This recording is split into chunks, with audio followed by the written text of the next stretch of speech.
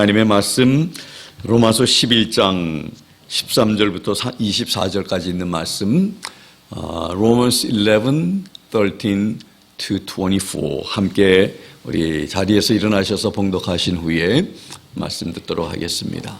같이 봉독합니다. 내가 이방인들인 너희에게 말하노라. 내가 이방인들의 사도인 만큼 내 직무를 존귀히 여기나니 이것은 내가 어찌하든지 내 살부치인 그들을 자극하여 경쟁하게 함으로 그들 중에 얼마를 구원하려 함이라. 그들을 버리는 것이 세상을 화해시키는 것이 되거든 그들을 받아들이는 것이 죽은 자들로부터 살아나는 것이 아니면 무엇이리요. 첫 열매가 거룩하면 덩어리도 거룩하고 뿌리가 거룩하면 가지들도 그러하니라.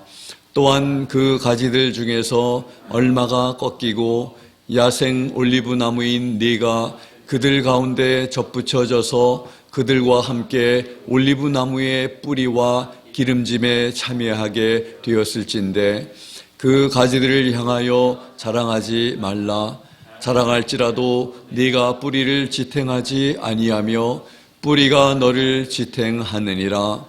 그러면 네가 말하기를 그 가지들이 꺾인 것은 내가 접붙여지게 하려 함이라 하리니 옳도다. 그들은 믿지 아니함으로 꺾였고 너는 믿음으로 말미암아 서 있느니라. 높은 마음을 품지 말고 도리어 두려워하라. 하나님께서 본래의 가지들도 아끼지 아니하였을진데 그분께서 또한 너를 아끼지 아니하실까 조심하라. 그러므로 하나님의 선하심과 엄하심을 보라. 넘어진 자들에게는 엄하심이 있으나 네가 그분의 선하심에 거하면 너를 향하여서는 선하심이 있으리라. 그렇지 않으면 너도 잘려 나가리라. 그들도 여전히 믿지 아니하는데 머무르지 아니하면 접붙여지리니 하나님은 능히 그들을 다시 접붙이실 수 있느니라. 네가 본래 야생 올리브 나무에서 잘려 본성에 역행하며 좋은 올리브 나무에 접붙여졌을진데 하물며 본래의 가지인 이들이야 얼마나 더 자기 자신의 올리브 나무에 접붙여지겠느냐. 아멘. 다 자리에 앉으시겠습니다. 하나님 아버지 감사합니다. 오늘 이 말씀을 통해서 저희들에게 가르쳐 주시고자 하시는 하나님의 말씀을 잘 깨닫고 이해하며 우리 자신의 믿음을 다시 한번 점검하며 돌아볼 수 있는 저희들 되게 해주시고 하나님의 은혜, 하나님의 그 선하심이 얼마나 놀라운지를 다시 한번 깨닫고 하나님 앞에 감사함으로 충만한 저희들 되게 하여 주시옵소서. 감사드리며 예수 그리스도 이름으로 기도하옵나이다. 아멘. 지난주에는 하나님의 은혜라고 하는 말씀의 제목으로 말씀을 들었습니다. 그 가운데 사도 바울은 자신처럼 이스라엘 가운데 구원 얻은 자들도 있다. 그래서 하나님께서 이스라엘 백성을 완전히 버리신 게 아니라는 그러한 말씀을 논리적으로 우리에게 말씀을 했습니다. 오늘은 그 하나님의 은혜와 또 선하심이라고 하는 말씀으로 말씀을 들으면서 이스라엘이 참 실패하고 하나님을 거절을 했는데 그래서 그 결과 복음이 이방인에게 가게 되었다고 말씀도 했지요. 그리고 오늘 말씀에서는 사도 바울은 여러 가지 말씀을 또 하고 경고하는 이런 가운데서도 하나님의 그 은혜와 선하심을 여러 방법으로 이렇게 표현하고 언급하고 있음을 볼 수가 있습니다. 그래서 함께 어떻게 하나님의 은혜와 선하심이 표현되어져 있는지 말씀을 살펴보면서 또 하나님의 음성을 함께 듣기를 원합니다. 먼저 13절에 보면 첫 번째로 사도 바울의 직분을 언급합니다. 우리가 잘 아는 대로 사도 바울은 베드로가 유대인을 위한 사도라면 사도 바울은 이방인들을 위한 사도라고 우리가 말씀을 통해서 배웠죠. 오늘 이 말씀에 근거하고 있습니다. 13절에 내가 이방인들인 너희에게 말하노라. 내가 이방인들의 사도인 만큼 내 직무를 존귀히 여긴다. 이렇게 말씀합니다.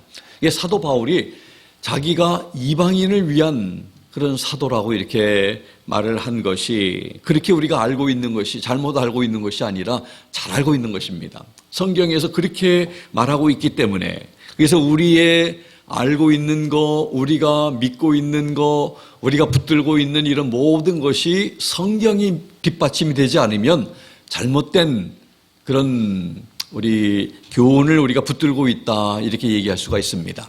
그래서 우리가 가지고 있는 이런 모든 믿음의 지식이 진리가 성경이 반드시 뒷받침해야 한다는 것을 우리가 하나님이 사랑의 하나님이시다. 하나님이 우리를 사랑하신다. 이렇게 우리가 말하려면 그 뒷받침할 수 있는 요한복음 3장 16절 우리가 잘 아는 하나님이 우리를 이처럼 사랑하사 세상을 이처럼 사랑하사 이 말씀이 뒷받침되기 때문에 우리가 그렇게 강력하게 주장할 수 있고 말할 수 있는 것입니다. 사도 바울이 이방인에게 사도라고 말하면서 또 말하기를 자신의 직분을 영광스럽게 여긴다고 말합니다. 사도는 누굽니까? 바로 보냄을 받은 사람입니다. 하나님으로부터 보냄을 받은 사람. 그런데 여러분들 사도 바울이 사도 12사도 중에 한 분이 아니라 그럼 어떻게 사도 바울이 사도라고 했을까? 왜 사도가 맞을까? 우리가 바울을 사도라고 부르는데 어떻게 여러분들 생각하십니까? 12사도 중에 하나가 아닌 바울 그분은 다메섹으로 예수님을 믿는 사람들을 잡으러 가는 도중에 부활하신 예수님을 만났고 구원받았고 그리고 이방인으로 에게 복음을 전하는 그런 사명을 이렇게 보냄을 받은 하나님께서 참 그를 구원하시고 그를 사용하신다는 것을 통해서 그가 12사도들과 함께 이렇게 지내지는 않았고 함께 하지는 않았지만 그러나 예수님으로부터 이렇게 보내심을 받은 그런 분이기 때문에 우리는 바울을 사도로 이렇게 말을 합니다. 요한복음 20장 21절에서 예수님께서 말씀하십니다. 이에 예수님께서 다시 그들에게 이르시되 부활하신 예수님께서 제자들에게 말씀하십니다. 너희에게 평강이 있을지어다. 내 아버지께서 나를 보내신 것 같이 나도 너희를 보내노라. 그래서 보냄을 받은 이 제자들이 바로 12명 그 제자들이 바로 예수님의 사도. 지금도 예수님의 어떤 자기는 사도직을 가지고 있는 사람이다 이렇게 얘기하는 그런 좀 주의 사역자들이 있습니다. 그런데 엄격하게 말하면 사도는 지금 사도의 시대는 아니라는 것입니다. 그래서 사도라고 말하면 옳지 않은 것을 보면서 그 예수님으로부터 직접 보내심을 받은 그런 그들이야 말로 사도라고 하는 것을 우리가 보게 됩니다. 지금 시대는 예수님을 믿는다고 하면 우리가 제가 학교 다닐 때만 해도 우리의 신앙이 무엇냐고 하는 이런 것을 쓰는 그런 란이 있었을 때 기독교인이다, 그리스도인이다 이렇게 썼습니다. 오히려 지금 우리가 살고 있는 이 시대는 크리스찬이라고 하면 조금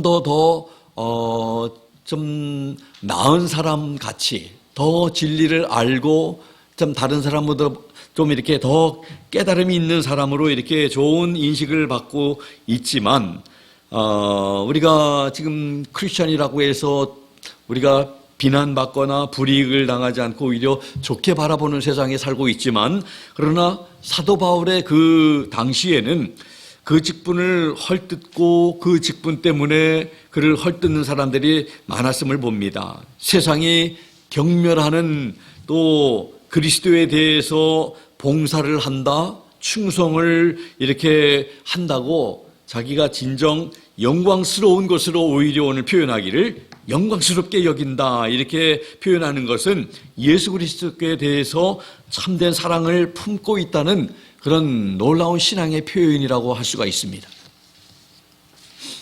지금의 시대하고는 다른 것이죠. 그리스도의 일꾼이 된 것은 사실 굉장히 자랑스러운 것입니다. 영혼 구원 사역을 위한 직분은 영광스럽게 여겨야 할 직분입니다. 사역자들은 성경에서 하나님의 비밀을 맡은 청지기들로서 그들이 하는 일 때문에, 그들이 하는 일이 소중하기 때문에 사랑 안에서 높이 존경받아야 하는 자들이라고 말합니다. 또한 그 사역자들 뿐만 아니라 그리스도의 모든 사람들이 그러한 사명자임을 잊지 않고 살아야 한다는 사실을 우리에게 가르쳐주고 있습니다. 자긍심과 자부심이 우리 모든 사명자들에게 있어야 한다는 것입니다. 왜냐하면 주님께서 선택하셨고 구원하셨고 우리를 보내셨다는 그런 사실 때문에 그렇다는 것입니다. 그 일이 얼마나 복됩니까? 영혼을 살리고 회복하는 일이며 또 하나님께로 돌아오도록 하는 일보다 더 소중한 일은 없기 때문입니다. 로마서 10장에서 그것을 말씀하셨죠. 전반부에는 복음의 중요성, 복음이 얼마나 소중하고 가치 있는 중요한 일이냐 하는 것에 대해서 말씀을 하고, 그렇기 때문에 복음을 전하는 것도 중요하다 하는 이런 말씀을 우리가 들어서 기억합니다. 하나님께서 이방인들에게 은총을 베푸시는 가운데 의도하시는 바는 바로 유대인들로 시기하게 해서 구원하시려 하시는 하나님의 계획을 11절에서도 말씀하셨는데 오늘 본문 14절에서도 반복하고 있습니다. 이방인의 사도이지만 사도 바울은 동족을 구원하고자 하는 이 마음이 늘 있음을 표현하고 있습니다.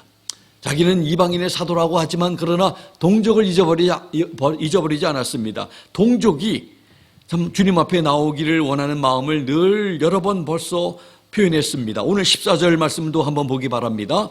이것은 내가 어찌하든지 내 살부치인 그들을 자극하여 경쟁하게 함으로 그들 중에 얼마를 구원하려 함이라. 유대인들을 얼마를 구원하기를 원합니다 하는 것이 바로 유대인들이 구원받기를 원합니다. 이렇게 지금 표현하고 있는 것입니다. 사도 바울이 할 수 있는 일이 단지 얼마의 사람들을 구원하는 것이라는 것을 우리는 유의해야 합니다. 우리가 세상 모든 사람을 구원할 수 있으면 그것은 할 만한 일이고 모든 사람이 아니면 가치 없는 일이 아닌 것입니다. 구원받을 영혼들은 한 사람이라도 귀한 것입니다. 하나님께서도 한 영혼을 온 세상보다 귀하게 여기신다고 성경에서 말씀합니다. 예수님께서도 100마리 양 중에서 71마리 양을 찾아 나서신 것을 우리는 너무나 잘 압니다. 제가 여러 번 예화를 드린 말씀 중에 하나가 이런 내용이었었는데, 바닷가 해변에 있는 수많은 불가사리, 그 스타피쉬라고 하는 이 불가사리를 보게 된 소년이 바다 물속에 있어야 할 불가사리가 해변가에 있는 것을 보고 그 소년이 하나하나 주워가지고 물속에다가 넣어주는 것을 어떤 한 사람이 보면서 이런 말을 했습니다. 소년아, 그것이 무슨 소용이 있니? 하니까 소년이 하는 말이, 내가 주워서 물속에 넣어주는 그 불가사리에게는 소용이 있다고 하는 얘기를 남겼습니다. 모든 그 해변가에 있는 모든 불가사리를 다 물속에다 집어넣지 못한다 할지라도 하나 두 개 집어서 물속에다 집어넣을 때 그 물속에 집어넣어지는 불가사리는 살게 되기 때문에 그에게는 생명이 주어진다는 것을 우리에게 잘 교훈하고 있습니다. 우리 모든 사람들은 다 이 세상 모든 사람들이 구원을 받기를 원해도 하나님의 마음이 그렇지 않습니까? 하나님께서는 모든 사람들이 다 구원받기를 원하고 진리를 알기를 원하시는 그 마음을 가지고 계시지만, 그렇다고 해서 현실은 모든 사람들이 다 예수님을 믿고 구원받지는 않습니다. 예수님을 믿는 사람들에게 하나님의 은혜가 주어지는 것입니다. 우리에게 참으로 다 모든 사람을 구원하지는 못할지라도 우리가 구원하는 그 영혼에게는 참 너무나 값진 것이고 소용 있는 것이라는 것을 우리에게 사도 바울은 말씀하고 있는 것입니다. 사도 바울도 그 능력의 하나님의 종인 사도 바울도 모든 사람을 다 구원하고자 하는 그런 야심이 있는 것은 아니었습니다. 현실은 그렇지 않다는 것을 알고 그들 중에 얼마일지라도 그 유대인들을 구원하고자 하는 그런 마음을 지금 표현하고 있는 것입니다. 두 번째로 이방인의 사도로서 그는 여기서 이방인들에게 두 가지 경고의 말을 합니다. 첫 번째로 유대인들을 존중하고 그들이 회개하도록, 회개를 바라도록 이렇게 훈계하고 있습니다. 15절 16절 보면 그들을 버리는 것이 세상을 화해시키는 것이 되거든 그들을 받아들이는 것이 죽은 자들로부터 살아나는 것이 아니면 무엇이냐. 첫 열매가 거룩하면 덩어리도 거룩하고 뿌리가 거룩하면 가지들도 그러하다, 이렇게 말을 합니다. 유대인들이 회개하게 되면 교회에 가져올 유익에 대해서 지금 언급하고 있습니다. 12절에서 이미 말씀을 했습니다. 유대인들은 넘어졌습니다. 그들이 넘어졌기 때문에 세상이 부요하게 되었습니다. 세상의 이방인 사람들이 하나님 앞에 돌아올 수 있는 기회가 되어서 부요하게 되었다는 것을 말합니다. 유대인들이 실패했기 때문에 이방인들을 부요하게 만들었는데 유대인들이 회개하고 돌아올 때의 그 충만함은 말할 수 없을 것이라고 말하고 있는 것입니다.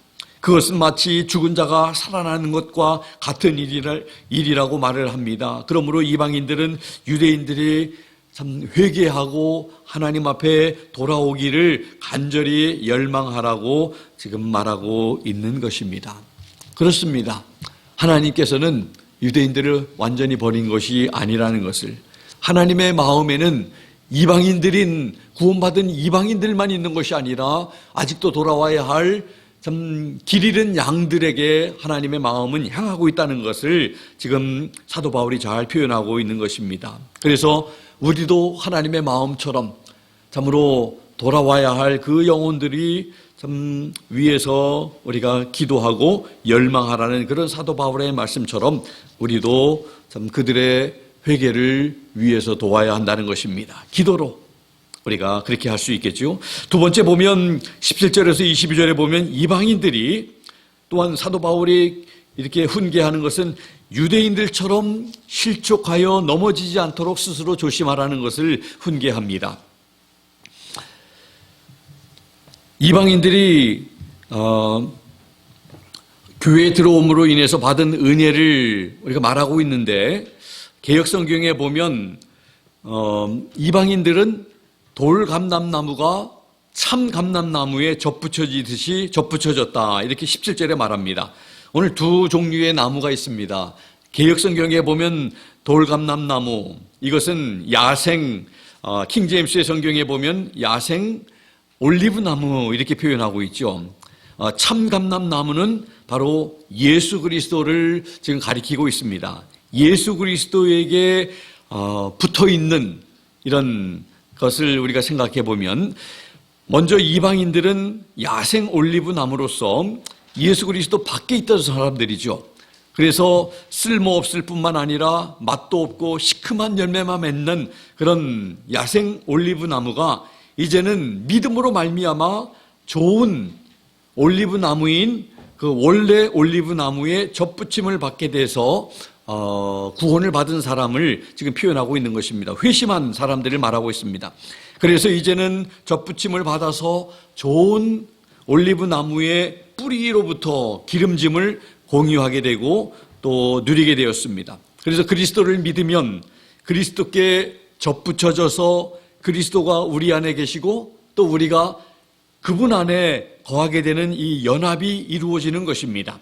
믿음으로 그리스도께 접붙여져 있는 사람들은 누구나 그 뿌리의 진액을 함께 받게 되는 것입니다. 요한복음 15장의 말씀을 우리가 생각해 보면 이해가 더 잘 될 것입니다. 가지가 포도나무에 붙어 있어 뿌리로부터 영양분을 공급받아 열매를 맺는 것 같이 그리스도께서 바로 우리의 공급원이 되신다는 것입니다. 그래서 성도는 예수 그리스도를 떠나서는 아무것도 할 수 없고 떠나는 그 자체가 바로 죽음인 것입니다. 붙어 있어야 생명을 누리게 되고 그리고 풍성한 삶을 누리게 되는 것이 바로 요한복음 15장에서 포도나무와 가지의 비유의 핵심인 것입니다. 그래서 이 이방인들은 원래 예수님하고는 상관없는 사람들이었는데 예수님을 믿음으로 말미암아 예수님께 이제 좋은 올리브 나무에 접붙임을 받아서 이제는 예수님으로부터 모든 좋은 그런 것을 공급받는 그런 자리에 서게 됐다는 것을 지금 말씀을 하고 있는 것입니다. 그러면서 18절부터 22절에 두 가지 경고의 말씀을 합니다. 첫 번째는 자랑하지 말라는 것입니다. 18절에 은혜를 받은 이 이방인들, 은혜 받아서 믿음으로 이제 접붙임을 받게 되어서 생명을 누리게 되고 모든 그런 하나님의 은혜와 풍성함을 누리게 된 이 이방인들, 은혜 받은 사람은, 은혜는 우리로 하여금 자랑하도록 하기 위해서가 아니라 감사하도록 하기 위해서 주어진다는 것입니다. 사도 바울이 말합니다. 이방인인 네가 유대인들보다 하나님께서 더 받으실 만한 가치가 있는 존재라고 생각하지 말라는 것입니다. 우리가 유대인들보다 더 잘났기 때문에 하나님께서 유대인들은 버리고 우리를 선택한 것이라고 생각하지 말라는 것입니다. 그러면서 하는 말이 네가 뿌리를 보존하는 것이 아니라 뿌리가 너를 보존하는 것이다 하는 사실을 기억하라는 것입니다. 비록 네가 접붙여져서 열매를 맺으며 뿌리로부터 오는 특권을 누리게 되는 것은, 이것은 너 때문이 아니라 뿌리에 의해서 네가 보존되는 것이며 너는 가지에 지나지 않는다는 사실을 잊지 말라는 것입니다. 그 사실을 잊으면 경고망동해지는 것입니다. 우리가 누구인지를 바로 알고 살아야 하는 것입니다. 우리 자신이 주인이 아닌데, 오늘 찬양에도 참 그분만이 나를 다스려 달라고 오늘 함께 찬양을 했습니다. 저는 그것이 믿음의 본질이라고 생각이 됩니다. 예수 믿는 사람들이 날마다 하나님의 이 다스림을 받으면서 살고 하나님께서 원하시는 대로 우리가 살아가려고 하는 그런 자세가 있지 않으면 그건 올바로 신앙생활을 하는 게 아닙니다. 올바로 믿는 게 아니에요. 내가 주인인 것으로 착각하고 내 마음대로 살아가는 삶은 전혀 신앙의 삶이 아닙니다. 우리 자신이 주인이 아닌데 우리가 주인 노릇하며 산다면 이건 참 우스운 일입니다. 지금은 그렇지 않지만 옛날에 양반과 종이 있고 노예가 있던 시절에 종인데 자기가 주인으로 착각하고 일 나갔다가 돌아와서 이렇게 식탁에 그냥 가만히 앉아 있고 이렇게 있다면 그거 얼마나 우스운 일입니까? 종의 노릇을 하면서 살아야 되는데 우리가 자신이 누군지도 모르고 사는 삶은 참 지혜롭지 못한 삶입니다. 우리는 하나님이 아닙니다. 우리는 참으로 하나님의 사랑을 받고 하나님 때문에 우리가 참 많은 은혜를 누리고 살아가는 그런 참 우리의 존재, 우리의 위치, 그것을 우리가 분명히 알고 살아가는 그런 지혜가 있어야 한다는 것입니다. 그래서 사도 바울의 말처럼 너는 참 가지에 불과하다. 이 나무에 붙어 있기 때문에 우리가 모든 좋은 것을 받아 누리는 것이지 우리 때문에 이 나무가 존재하는 것이 아니라는 것을 사도 바울은 알고 교만하지 말아라, 자랑하지 말아라 말하는 것입니다. 두 번째 또 이 훈계를 합니다. 경고를 합니다. 둘째는 20절 말씀에 보면 높은 마음을 품지 말고 도리어 두려워하라 말합니다. 20절의 말씀을 보면 유대인들은 믿지 아니함으로 꺾였고 너는 믿음으로 말미암아 서 있느니라. 높은 마음을 품지 말고 도리어 두려워하라 말합니다. 유대인들은 어떠한 이유로 꺾였다고 말씀을 합니까? 그들이 받을 만한 가치가 없어서가 아니라 믿지 아니하기 때문이라고 오늘 20절에 말씀합니다. 그들의 불신앙으로 인해서 하나님께서 그들을 아끼지 아니하셨습니다. 규례도 오랜 관습도 그들 조상의 신실함도 그들을 안전하게 지켜주지 못하였습니다. 그들이 자주 주장하는 바였지만 그들이 아브라함의 후손이라고 하는 사실도 그리고 예루살렘의 성전도 그들을 지켜주지 못했습니다. 그들에게는 하나님의 성전이 이 예루살렘 성전에 있기 때문에 예루살렘은 절대로 망하지 않는다고 믿었지만 그것이 아니었음을 우리는 역사를 통해서 압니다. 예루살렘의 성전도 다 무너졌습니다. 그들의 규례, 관습, 그들의 조상들이 얼마나 훌륭했는지 이것도 그들의 아브라함 후손되는 것도 그들을 안전하게 지켜주지 못했다는 것입니다. 믿었으면 지켜졌을 텐데 오늘 그 말을 하는 거예요. 믿음의 중요성을 말을 하는 것입니다. 믿지 아니하면 꺾여지는 것이고 믿으면 서 있게 된다고 오늘 말씀을 하는 것입니다. 유대인들은 믿지 아니했기 때문에 꺾였다. 그러나 이방인인 너는 믿음으로 말미암아 지금 서 있게 되었다고 말하는 것입니다. 한 번 믿으면 영원한 구원을 받는다고 말하는 것도 들어보셨을 것입니다. 한 번 믿음을 고백하였는데 그 후에 만약에 믿음 가운데 거하지 아니하고 믿음을 떠난다면 그래도 구원을 받을까요? 우리는 판단할 수 없지만 왜냐하면 그 믿음을 잠시 떠난 사람이라 할지라도 죽기 바로 전에 회개를 할 수 있기 때문에 그 모습까지도 우리가 모든 한 사람의 인생을 태어날 때부터 죽기까지 우리가 처음부터 모든 것을 다 관찰할 수 없기 때문에 우리는 한 부분만 보고 말할 수 없는 거예요. 마치 장님이 코끼리의 발만 만져보고 코끼리가 이렇게 생겼다 하는 거하고 똑같습니다. 눈을 떠서 코끼리의 코와 발과 전체 몸통과 다 모든 것을 보고 제대로 표현을 해야지 코끼리가 이렇게 표현되는 것이지 코끼리 발만 잡아보고 코끼리 코가 긴 코만 잡아보고 우리가 코끼리를 말하는 것은 부분적으로는 옳을 수 있으나 완전하지는 않습니다. 그래서 우리가 판단할 수가 없습니다. 그런데 적어도 우리는 판단할 수 없지만 하나님은 다 아십니다. 그러나 끝까지 회개하지 않고 돌아오지 않는다면 한때 믿는 그 믿음이라고 할지라도 교회 다녔을지라도 구원은 장담할 수 없다는 것입니다. 우리의 믿음은 고백이 되어져야 되고 그 믿음은 끝까지 주님 앞에 갈 때까지 인정되어지고 하나님이 나를 사랑하신다는 거, 나를 위해서 십자가에 죽으셨다는 거 우리가 알고 고백하고 하나님 예수님은 나의 주님과 왕이시며 구세주시라는 것을 우리가 고백할 때에 변치 않는 그런 믿음이 있을 때야 끝까지 하나님께서 그 믿음을 인정하시지 않겠습니까? 예전에는 믿었는데 지금은 믿어지지 않고 하나님을 떠난다면 그 믿음의 고백이 무슨 의미가 있겠습니까?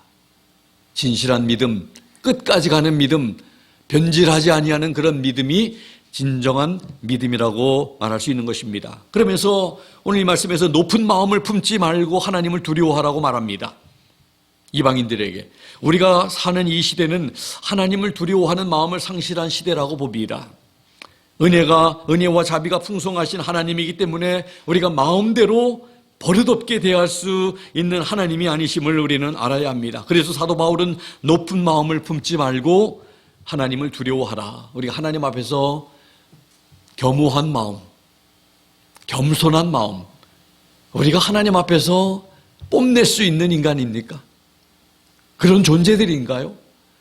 하나님께서 은혜로 자비하심으로 우리를 살게 하시니까 지금 우리가 살고 있고 하나님이 원하시면 오늘 우리의 호흡을 당장이라도 하나님께서는 걷어갈 수 있는 그런 하나님이 바로 우리의 하나님이신데 그분 앞에서 자랑하고 뽐내고 교만한다고요? 두려워하지 않는다고요? 어디에서 그런 마음이 생길 수 있을까요?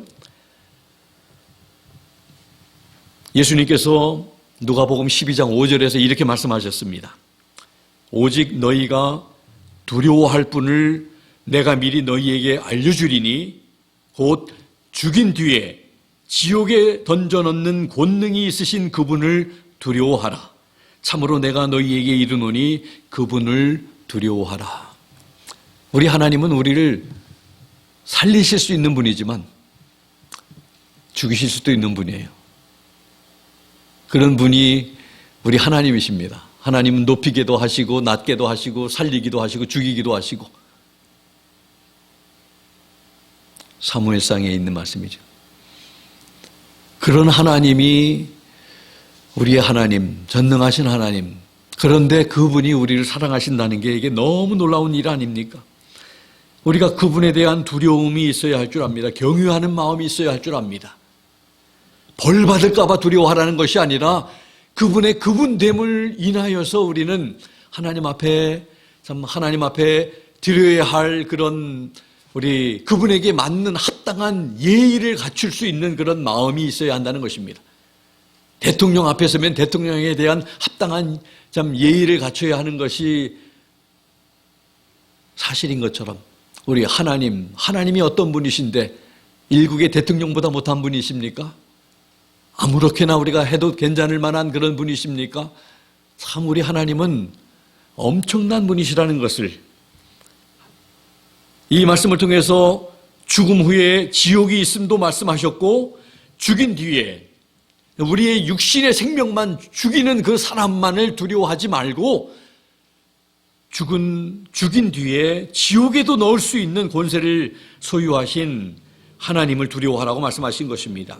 천국에 갈 수 있다는 것이 복이 얼마나 귀한 것인지 우리가 알고 살아가는, 우리의 육신의 생명은 죽여도 우리를 천국에 가는 것을 막지 못하는 그러한 그 사람들을 두려워할 것이 아니라 우리 하나님, 우리를 죽인 뒤에 지옥에 넣을 수 있는 그런 권세를 가지신 이 하나님을 참으로 두려워해야 한다고 예수님께서도 말씀하고 계십니다. 그 하나님은 참으로 우리가 함부로 이렇게 할 수 있는 분이 아니라는 것을, 그 하나님 앞에서 우리는 높은 마음을 품지 말고 두려운 마음, 하나님을 경외하는 마음 가져야 한다고 사도 바울은 이방인들이 지금 구원받았다고 자기들이 잘나서 구원받은 것처럼 이렇게 잘난 체 하지 말고 높은 마음 갖지 말고 하나님 앞에 두려움으로 구원을 이루어 나가라고 하는 그런 것을 말하고 있는 것입니다. 그러면서 22절에 이렇게 말합니다. 그러므로 하나님의 선하심과 엄하심을 보라. 넘어진 자들에게는 엄하심이 있으나 네가 그분의 선하심에 거하면 너를 향하여는 선하심이 있으리라. 그렇지 않으면 너도 잘려나가리라. 지금 구원받은 이방인에게 지금 말하고 있는 겁니다. 구원받지 아니한, 믿지 아니한 이방인들에게 말하는 것이 아니라 믿음으로 지금 좋은 올리브 나무에 젖붙임을 받은 그 이방인에게 말하기를, 경고하기를, 하나님의 선하심에 너희가 끝까지 거하면 너를 향하여 하나님의 선하심이 있을 것이다. 만약에 그렇지 아니하면 유대인들이 넘어진 것처럼, 넘어진 그들에게 엄하심으로 지금 대하신 것처럼 너도 잘려나가리라, 이렇게 말을 하고 있습니다. 그래서 영어 성경에 보면 Otherwise thou also shall be cut off. 한번 접붙여졌다 할지라도 하나님의 그 선하심에 계속 붙어있지 아니하면, 끝까지 신실한 믿음으로 있지 아니하면 너도 잘려져 나가리라. 꺾여질 것이다. 유대인들이 꺾여진 것처럼 그들이 꺾여져서 그러는 바람에 너희에게 기회가 주어서 믿음으로 이 좋은 나무에 젖붙임을 받게 됐는데, 그냥 한 번 붙여졌다고 해서 그냥 방심하고 그냥 한 번 믿었다고 고백하고 그냥 마음대로 자기 자신이 주인인 것처럼 살아가면 안 되고, 하나님이 주인인 것을 알고 하나님이 왕이신 것을 알고 하나님의 선하심에 늘 끝까지 믿음 가운데 겸허하게 거하며 하나님을 두려워하는 가운데 살아가야 한다는 것을 경고하고 있는 것입니다. 그러면서 하나님의 선하심과 엄하심을 보라고 말씀합니다. 하나님께서는 선하시기만 하지 아니하시고 엄하시기도 하십니다. 하나님께서는 교만하고 불순종하는 자들에게 엄하신 분이십니다. 우리가 계속해서 하나님의 값없는 은혜를 의지하면 하나님의 그 선하심이 우리에게 있으리라는 것입니다. 그래서 우리의 행복의 조건은 하나님의 사랑 안에 우리 자신이 거하는 것입니다. 하나님 안에서만 인간이 참 행복할 수 있고 참 만족할 수 있고 평안이 약속되어져 있고 꺾이지 않고 설 수 있는 것임을 우리에게 가르쳐 줍니다. 유대인이 범한 교만한 죄에 대한 경계하는 것입니다. 이스라엘이 하나님을 선택을 받았지만 불순종하며 교만히 행하다가 하나님의 진노를 당하였듯이 믿음으로 구원받았다고 하는 성도들도 믿은 후에 죄악의 길로 행하면 하나님의 진노와 심판이 임한다는 그런 경고의 말씀입니다. 그래서 성도는 끝까지 믿는 자리에 서야 합니다. 순종하지 않는 것이 교만입니다. 그 결과는 복되지 않음을 성경은 너무 많이 강조하고 있습니다. 성경 전체에서 말씀하고 있고 성경 처음 부분인 에덴 동산에서 아담과 하와의 죄를 짓게 된 것도 그들 마음속에 하나님처럼 되고 싶었던 교만이 바로 문제였습니다. 교만이 하나님 앞에서 무너지게 했습니다. 우리 모두에게도 교만함이 문제가 될 수 있습니다. 그래서 교만의 문제를 가볍게 여기지 말고 하나님 앞에서 늘 겸허한 모습을 갖고 살아야, 그래야 복되다는 것을 꼭 기억하는 우리 모두가 되기를 바랍니다. 그리고 마지막 세 번째로 이제 하나님께서는 이스라엘을 회복시켜 주실 것이라는 말씀을 23절, 24절에서 하고 있습니다. 23절에 보면 조금 이해하기가 조금 시간이 걸릴 거예요. 왜냐하면 두 번 부정어를 지금 쓰고 있습니다. 그들도 여전히 믿지 아니하는데 머무르지 아니하면, 믿지 않는다는 것이 부정이죠. 그리고 머무르지 아니하면, 이게 또 부정 두 번이 쓰여졌습니다. 그렇게 믿지 아니하는데 머무르지 아니하면, 믿는다고 하면 유대인들이 지금은 믿지 아니하는데 머무르지만 그들도 믿지 아니하는데 이제 머무르기를 중단하고 그렇게 하지 아니한다면 하나님께서는 그들을 좋은 올리브 나무에 접붙이신다. 그들에게도 구원의 기회가 주어진다는 것입니다. 하나님은 능히 그들을 다시 접붙이실 수 있다고 말합니다. 그러면서 24절에 네가 본래 야생 올리브 나무에서 잘려 본성에 역행하며 좋은 올리브 나무에 접붙여졌을진데 하물며 본래의 가지인 이들이야. 본래 가지인 이 유대인들이 접붙여지는 것, 이거는 당연한 것 아니겠느냐. 얼마나 더 자기 자신의 올리브 나무에 접붙여지겠느냐, 이렇게 말합니다. 유대인 이방인들이 믿음으로 이 좋은 나무에 접붙여짐을 받았다면 이 유대인들이, 하나님의 선택받은 이 유대인들이 회개하고 예수님을 믿으면 얼마나 더 접붙여질 수 있겠느냐 하는 말입니다. 유대인들이 믿기만 하면 이 이방인들이 접붙여진 것처럼 자기 자신의 올리브 나무에 접붙여지게 될 것이라는 말씀을 지금 합니다. 하나님께서 이방인들을 접붙이셨는데 원래 가지인 유대인들을 그렇게 하지 않으시겠느냐 하는 말씀입니다. 하나님께서는 능히 그렇게 하실 수 있다고 말씀하시는 것입니다. 이 말씀을 정리합니다. 오늘 말씀에서 하나님은 선하시다고 언급하십니다. 이방인들이 믿음으로 예수 그리스도께 접붙임을 받아 구원받음도 하나님의 은혜입니다. 접붙임을 받은 자들이 자랑할 것이 무엇입니까? 우리가 잘해서 붙어 있는 것인가요? 주님께 붙여주신 것이 감사하고 붙어 있게 하신 것이 감사한 것입니다. 그래서 우리는 하나님의 은혜라고 말합니다. 믿음 주신 것도 하나님의 은혜입니다. 사실 인간에게 교만할 이유가 하나도 없는 것입니다. 상황을 판단하지 못해서 교만하게 되는 것입니다. 착각하고 있어서 자기 자신이 이루어진 것이 자기가 이룬 것처럼 착각하고 뭔가 능력이 있는 것처럼 자기가 잘나서 그런 것으로 착각해서 그렇지 다 하나님의 은혜입니다. 감사할 따름이죠.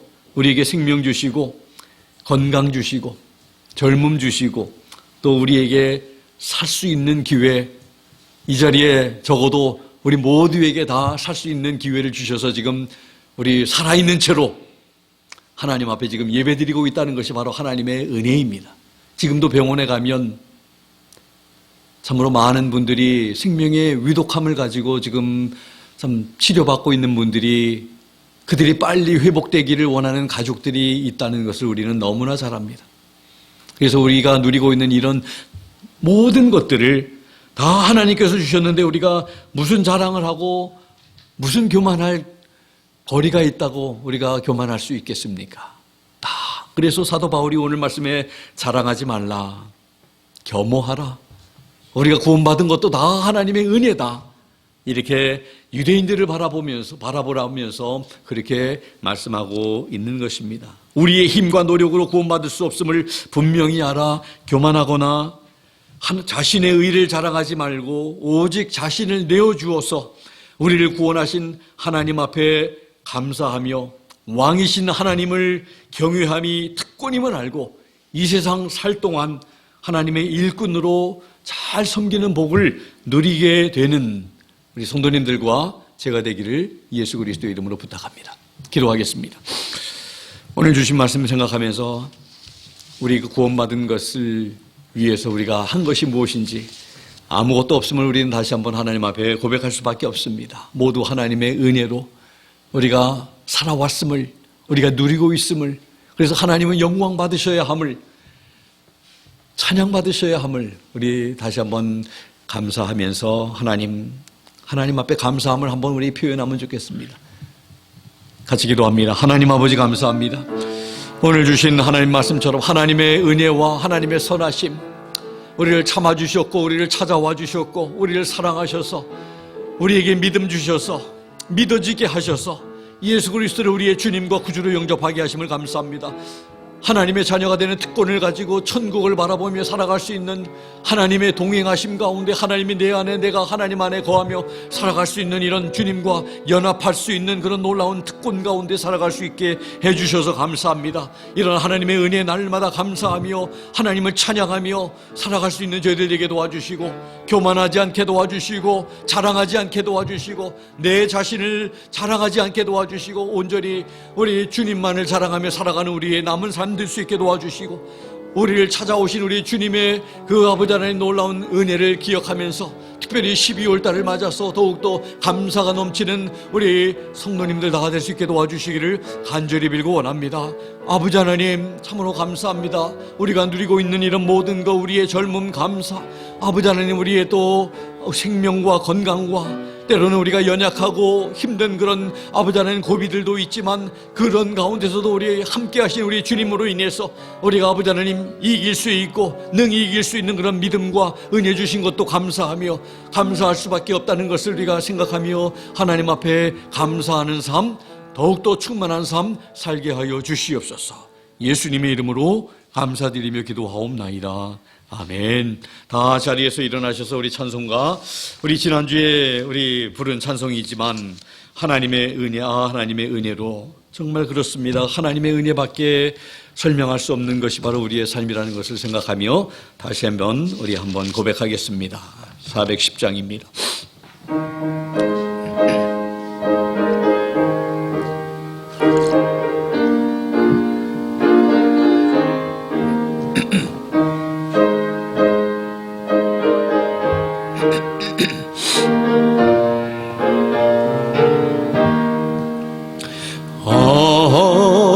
하나님의 은혜로 있을 데 없는 자 왜 구속하여 주는지 난 알 수 없도다. 내가 믿고 또 의지함은 내 모든 형편 잘 아는 주님 늘 돌보아 주실 것을 나는 확실히 아는. 왜 내게 굳센 믿음과 또 복음 주셔서 내 마음이 항상 편한지 난 알 수 없도다. 내가 믿고 또 의지함은 내 모든 형편 잘 아는 주님 늘 돌보아 주실 것을 나는 확실히 아멘. 왜 내게 성령 주셔서 내 몸을 감동해 주 예수 믿게 하는지 난 알 수 없도다.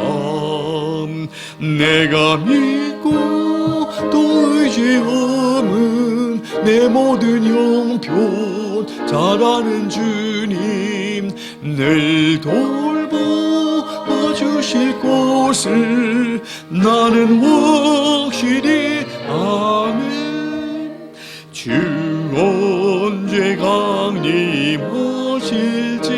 옥밤에 옥낮에 또 주님 만날 그곳도 난 알 수 없도다. 내가 믿고 또 의지함은 내 모든 형편 잘하는 주님 늘 돌보아 주실 것을 나는 확실히 아네. 아멘. 오늘 찬양을 드리다 보니까 오늘 가사 중에 알 수 없다는 그런 내용도 나오고 나는 확실히 안다는 내용도 나옵니다.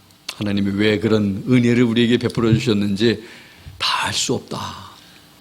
그런데 확실히 아는 것은 또 그 우리를 구원하신 하나님이 우리를 끝까지 돌봐주시고 붙들어 주신다는 사실을 확실히 안다는 이런 고백이 참 옳은 것 같습니다. 기도하겠습니다.